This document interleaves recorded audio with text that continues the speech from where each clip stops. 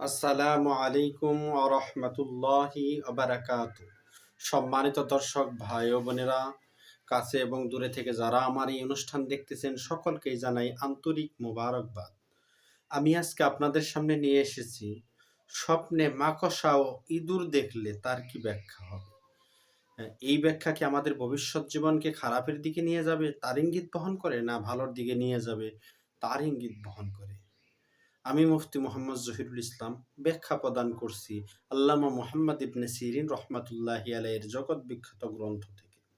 আল্লামা মুহাম্মদ ইবনে সিরিন রহমাতুল্লাহি আলাই বলেন, স্বপ্নে মাকড়সা দেখার দ্বারা এমন অভিশপ্ত নারীকে বোঝায় যে মহিলা তার স্বামীর বিছানা পরিত্যাগ করবে।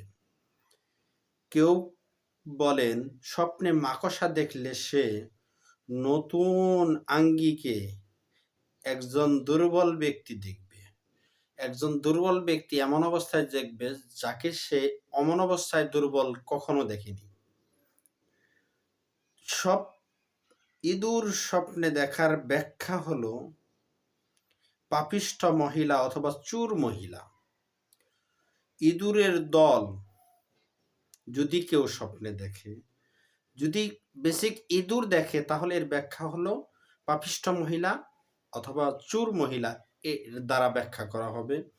আর ইঁদুরের দল দেখলে এবং তাদের রং ভিন্ন ভিন্ন তথা সাদা কালো হলে উদাস ব্যক্তির উদ্দেশ্য হবে।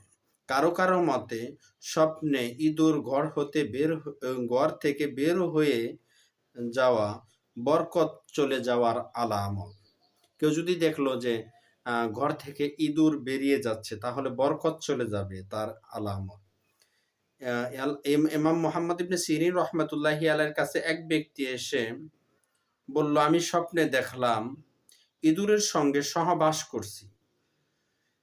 দেখলাম তার নিতম্ব থেকে খেজুর বের করলাম আল্লামা ইবনে মুহাম্মদ ইবনে সিরিন রহমাতুল্লাহি আলাইহি বলেন, তোমার স্ত্রী কি পাপিষ্ঠা? সে বলল, হ্যাঁ।